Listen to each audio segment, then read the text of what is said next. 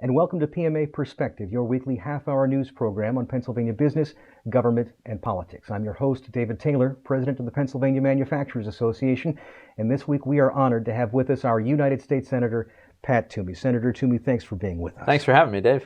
Well, it's great to be with you, Senator, and we hope to cover the waterfront. But I wanted to start that last month when you were in Shanksville for the anniversary of the terror attacks, you spoke really very powerfully and very movingly. And could you just share with the viewers your thoughts from that day? Yeah, this is a really important, it was an important moment for me and for my family.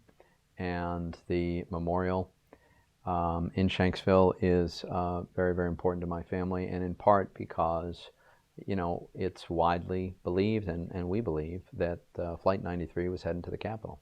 It was meant to destroy as much of the Capitol as possible. And I was working in the Capitol that day, you know. So the courage of the passengers and the crew that decided to fight back might very well have saved my life. So it's important to me and my family that we remember and make sure that every American possible knows the story of the courage of the people that saved who knows how many lives, including mine. So I'm very grateful to them. My wife and kids are very grateful. And we're determined to do our small part, whatever it is, to ensure the memory of those American heroes who really began the fight back against terrorism. They should never be forgotten. No, sir. And that fight continues. Sure does. The threat is real. And unfortunately, it's growing because of the absence of American leadership. And of course, the most prominent state supporter of international terrorism is the theocracy in Iran, and we're certainly in dangerous ground with them, with the nuclear arrangement that President Obama put through. Where does that stand? Well, unfortunately, it's gone into effect, despite the fact that the Iranian parliament has refused to ratify the agreement. No Iranian government official has signed the agreement. They have made it abundantly clear they don't feel legally bound by the agreement. But shockingly, the administration nevertheless handed over $100 billion to what they describe as the world's #1 state sponsor of terrorism. I mean, John Kerry openly acknowledged that the Iranian government will use some of this money to increase their funding of terrorist activity, because that's what they do. It's unbelievable, Dave. And it would be one thing if this agreement would actually block Iran from getting a nuclear weapon, but it doesn't block their path. It paves their path to a nuclear weapon.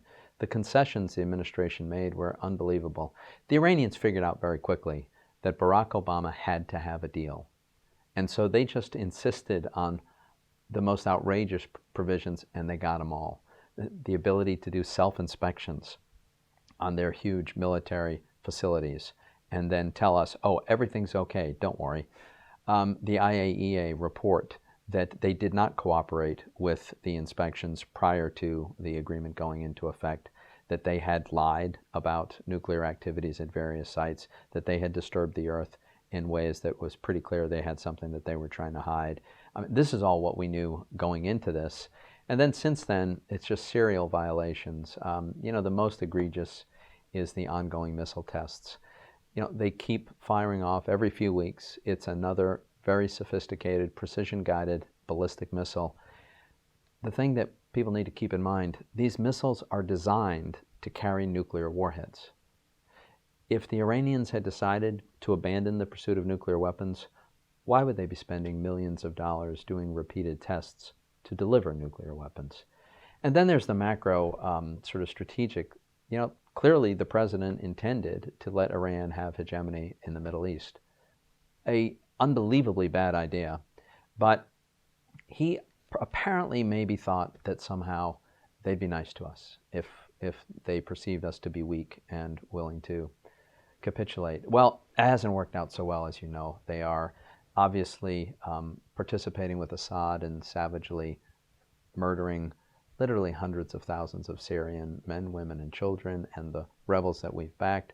Through their proxies, they are actually shooting at American ships, the Houthi rebels that have shot missiles at American warships. It just goes on and on.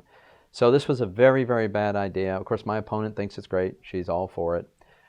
Not clear that there's been a lot of thought in that, but because Hillary Clinton is for it, Katie McGinty's for it, because there's no space between no the two meaningful of them. difference. And of course, our terrorist enemies have been greatly emboldened by No question. By this deal, as has Iran. Yes. And it's also alarming to see attacks increasing in the homeland, Right. including the jihadist assault on a police officer in Philadelphia. Right.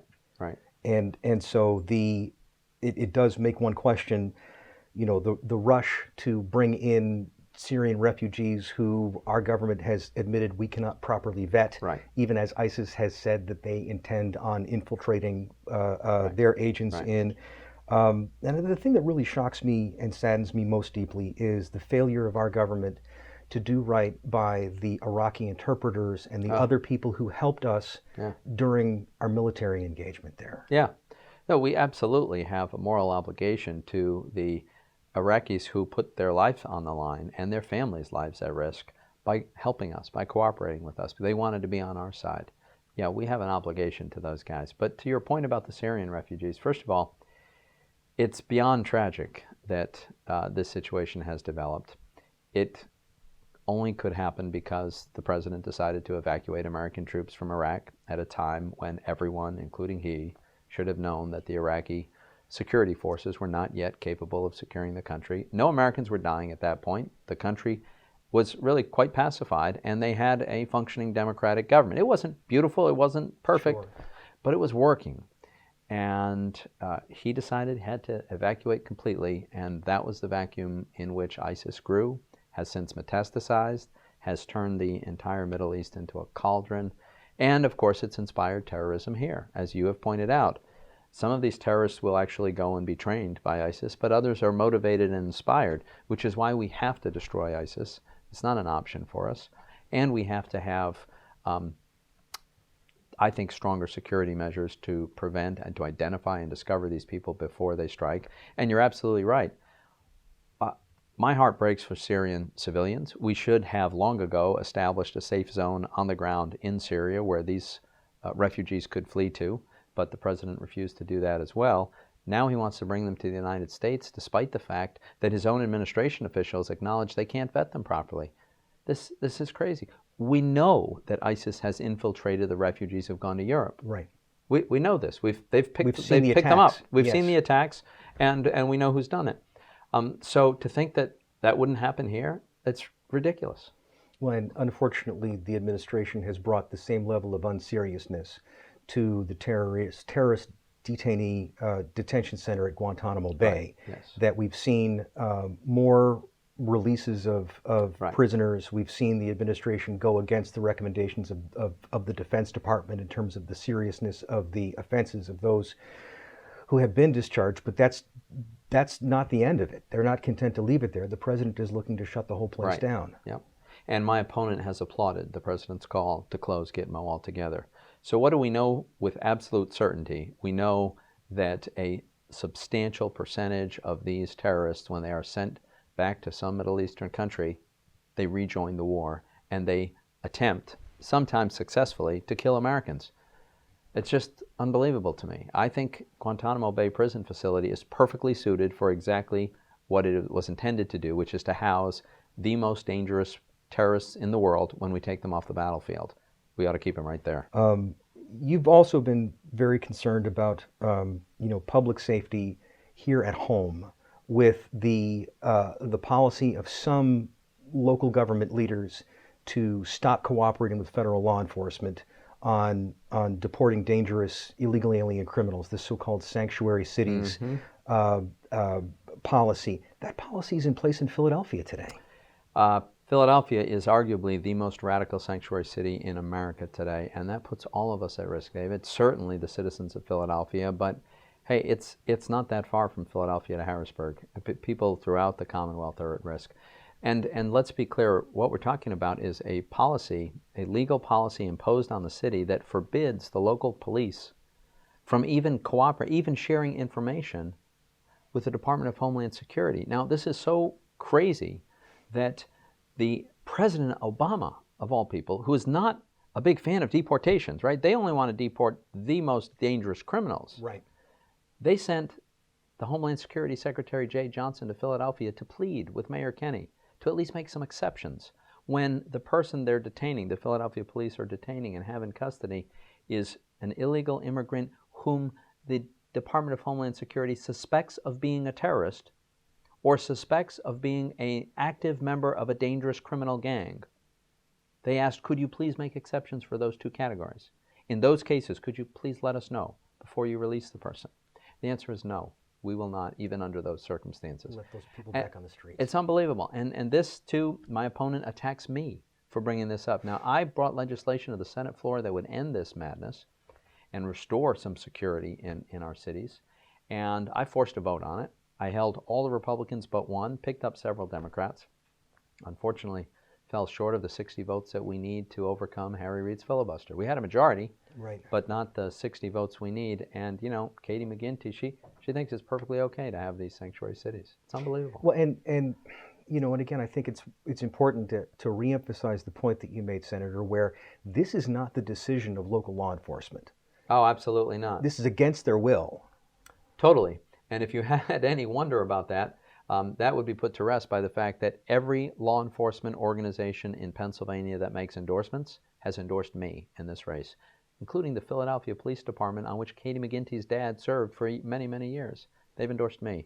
So is the Pittsburgh FOP, so is the statewide FOP, so are the state troopers, so are every organization of law enforcement. Well, and I think that that's a proper expression of gratitude, Pat, because, you know, you have been very clear in your public support at a time when, you know, people are looking to villainize our law enforcement officers, that you've stood fast in the public square and said, that's just not right and you won't stand for it. Yeah, that's exactly right. And it's been a lie that has been propagated by some on the left for who knows what purposes, but the lie is that police are a bunch of racist rogues and they abuse their power routinely, and they are the problem. That's a complete lie. Now, every single profession under the sun has some bad apples, and that includes the police, and when someone does something wrong, they should by all means be held accountable. But to suggest that police officers generally are a bunch of racist rogues, I won't stand for that lie. And I've been on the Senate floor, and I've had press conference and done op-eds and introduced legislation to deal with this so that law enforcement understands I've got their back. Those men and women, they put on a uniform and a badge every day, and they risk their lives to keep the rest of us safe. They need to know that they have our support. Well, and in the same spirit, you've been a very strong supporter of our men and women in uniform and our veterans. And what can you tell us about the challenge with the Veterans Administration system and its systematic failure with caring for our vets? Where does that policy issue stand? What progress has been made? Yeah, that's a great question. There has been some progress, but not enough. We've got more work that needs to be done. On the disability claims backlog, we've made progress. The backlog is much, much shorter now. On the VA hospital system, there have been huge problems there as well. One of the things, we did two big things that I think are going to help over time. One is we established that there's going to have to be accountability. It used to be that the head of the Veterans Affairs Administration could not fire anyone under him. They're just it's government work. They're permanently, they like get tenure. I mean, it's unbelievable. Well, we changed that, and now when someone does something wrong, they can be fired and held accountable for what they did. A second thing that I think is important is, there's some veterans that live a long way away from a VA hospital. There are some veterans who discover that there's a VA facility, a clinic, or a hospital maybe nearby, but there's a long wait to get in. So working with Senator John McCain, we wrote a provision that says, if you either live too far away or you'd have to wait too long, you can go to a local community hospital, get the service, the care that you need, and the Veterans Administration will pick up the tab. We'll pay for that because we owe it to our veterans. They should be number one for the best quality health care in America, number one in line for the best quality. And if that can't be delivered promptly and appropriately by the VA, then they should be able to get it somewhere else. Absolutely, yes. And again, another manifestation of your commitment to public safety and looking out for people has been your leadership with the pass the trash legislation of trying to protect our school kids. Can you tell the viewers about what all that has entailed? Yeah. So I learned about a horrific story, David, and you hate to even think about it. It's so painful. But it's a story of a teacher in Delaware County who was molesting children in his care. The school department, the administration, pretty much figured out what was going on, but they couldn't make a case. The DA didn't think he could prosecute. Unfortunately, children don't make great witnesses in the courtroom. So what they did something really, truly horrendous.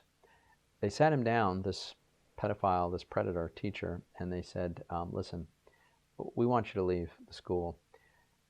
Here's a letter of recommendation so that you can get a job somewhere else. Well, he took that letter of recommendation and he did get a job somewhere else, got a job in West Virginia as a teacher, and ended up becoming a principal, where of course he continued preying on little children until eventually he raped and killed a 10-year-old boy. So that monster is in jail now, but it occurred to me that we've got to forbid this practice of knowingly recommending for hire. And the schools do it in part because it's very hard to fire people. Again, you've got a bureaucracy that protects these people to a ridiculous extent.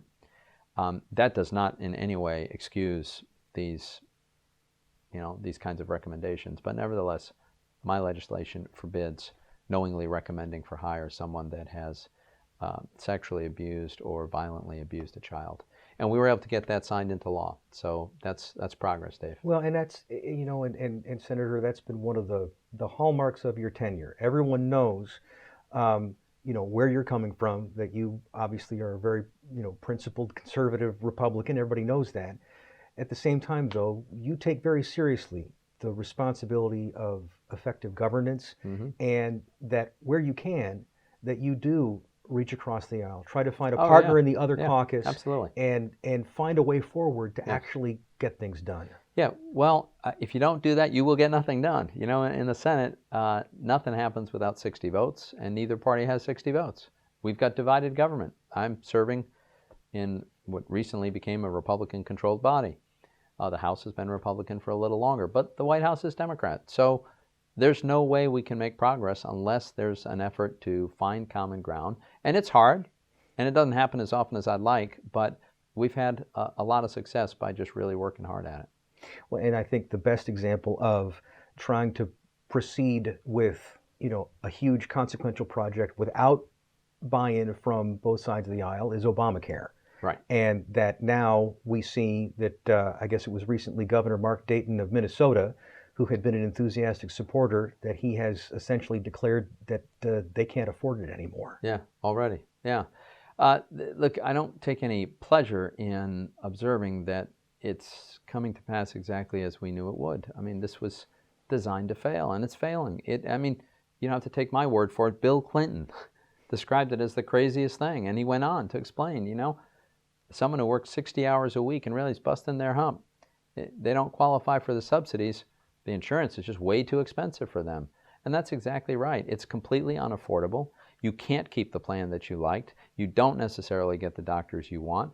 And now it's in a death spiral. It's in a free fall. Insurers are just getting out of the market. 40% of all Pennsylvanians and the Obamacare exchange have only one choice. One choice. What kind of competition is that? Of course. It's no choice at all. So it's a disaster. Of course, my opponent, Katie McGinty, is all for Obamacare. She wants to go even further, give the government more control. And this is just a terrible, terrible idea. I mean, if God forbid Hillary Clinton became president and Democrats had the Senate, and I don't think they can take the House, but if they ever did, their answer to the complete collapse and failure of their health care plan is to do more of it. That's what it is, Dave. It's to give the government complete control, let the government own all of healthcare, pay for all of healthcare. It's a really bad idea. Well, it's a very bad idea. We can't let it continue because the one sphere where we've seen the private sector help to drive innovation and improve quality of care has been through the creation and use of medical devices. Absolutely. And that under Obamacare, to fund the program, they put an industry-specific punitive tax on this innovative sector. Right. Where do things stand with the medical device tax? Yeah, and this tax, not only was it a bad idea, but it was really badly designed. It's a tax on sales. So irrespective of whether the company is making a profit, they got a new bill, which is 2.3% of sales. Now, the average profit margin for medical device companies is about 5%. Yeah. So this is a tax of half of your earnings. all of their earnings. So what that means, of course, is they lose pretty much half of what they'd be devoting to research and development, because that's what most of these companies do. They live on the next generation of innovation, which improves the quality of our lives and keeps us alive longer and healthier and allows our moms to have knee replacements and all of the things that we need. Their idea was to tax it. Katie McGinty supports that tax and, in fact, attacked some Democrats who acknowledged that it ought to go.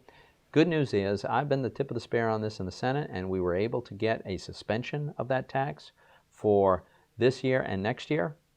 So that buys us some time. Right. We're not doing the damage that we were doing to this industry for now, but we're not finished until we repeal it completely. And I do think we'll get that done, but it's going to be a battle. Yeah. And when you have these big, sprawling, overarching government programs that the law of unintended consequences is in full effect, and we're only discovering now that actually that Obamacare may be exacerbating the opioid crisis because of the way that they structure reimbursement based on pain management. Yeah, that's exactly right. Now, we were able to get the bureaucracy that controls Medicare and Medicaid to change that, but there's no question they had created a financial incentive to prescribe opioids. Well, and you also, Senator, Pennsylvania, like many other states, has been completely plagued with this crisis, right, with addiction and overdoses. Can you talk a little bit about the steps that you and your office have been taking? Yeah, this is just heartbreaking, and just in the time that I've been in the Senate, it's gone from a very rare problem that affected very few to the point where now every single county is plagued with this. Every family knows somebody who's been a victim of this. It's just horrendous. A couple of things that we were able to get done.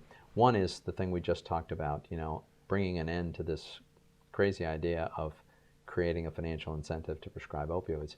But a second was I chair the health subcommittee of the Finance Committee, and the Government Accountability Office produced a report. They estimate that in a typical year, 175,000 Medicare beneficiaries are doctor shopping. Now, it's not that they're all criminals by any means. Some of these are patients who have multiple physicians because they have multiple illnesses. Right. And there's nobody coordinating their care overall. So they go to see different specialists, and each of the specialists prescribes opioids to deal with the pain of whatever their situation is. And nobody is looking at the big picture and saying, well, you can't consume all of this. So that's part of it. But part of it, Dave, is people shopping for multiple prescriptions for opioids, going to multiple pharmacies, getting them all filled, and leaving with a commercial scale quantity of these powerfully addictive narcotics that the taxpayer paid for and which have a huge value on the street, feeding addiction. So what we did was I wrote a law that simply gives to Medicare the power that Medicaid has long had, and that says when you discover someone is doctor shopping, that person gets locked into one prescriber and one pharmacy. Mm-hmm. So anyone with a legitimate need for an opioid prescription can get it and can get it filled. But no more of these commercial scale quantities getting diverted onto the street. And if someone does have multiple morbidities for which they have been seeing multiple doctors, there'll be one prescription to solve all their pain needs. So we got that done. Yes, and this is the thing, Senator, we at PMA certainly appreciate all the things that you do to advance a pro-growth, pro-jobs agenda in Washington, and that's what you're known for with your leadership in the financial committees, with those policies. But I'm glad that we've had the chance to discuss, some of the other ways that you have been involved on the issues, making a difference and showing leadership. And there was one last thing that I wanted you to please tell the viewers about. As an animal lover myself, you've been one of the leaders with fighting animal cruelty, and it's just the partisanship and divided government in Washington and the way that it thwarts real reform. Can you talk about Harry Reid and the protest of your bill? Yeah, it's unbelievable. The Humane Society came to, and we got a great working relationship with the Humane Society. We don't agree on everything, but there are many things that we do agree on. And so I introduced legislation at their request because they informed me This is hard to talk about, but there are some very warped individuals that apparently derive pleasure from seeing animals killed and abused in ways that I won't even mention. So there's a little industry of people who do this to animals. They film it and then they sell the film. Well, the actual harm and often death that's inflicted on the animal is actually not illegal on federal properties. So how could this be controversial, right? So my bill simply holds that on federal property, this will be illegal. So we worked with every possible group that might be concerned about the unintended consequences, people in the agricultural sector, hunters, everyone signed off. And we made the tweaks necessary. Everyone was satisfied with it. And Senator Schumer, who will be the Democrat leader in the next... Chuck, a majority of Democratic senators co-sponsored my legislation, including Senator Schumer. A majority of Democrats are on this bill. Number one priority of the Humane Society. No objection from any organized group whatsoever. And I went down to the Senate floor and asked consent to bring this up so that we could have a vote. And Harry Reid went down to the floor and objected because I'm a Republican in a competitive race, and the way he approaches the Senate is that you have to put politics ahead of policy. And so that's unfortunate. But we'll get this done. It'll have to be next year. Well, Senator, we are very proud to support you and to be behind you. Thank you for being the man in the arena. And where can people go to learn about your campaign and to learn more about you? Toomey.senate.gov is my official website, and ToomeyForSenate.com is my campaign website. So whatever people want to learn about, there's an awful lot of information there. I really appreciate the chance to be with you. Always great to be with you, Senator. Thank you so much. Thanks for having me, David.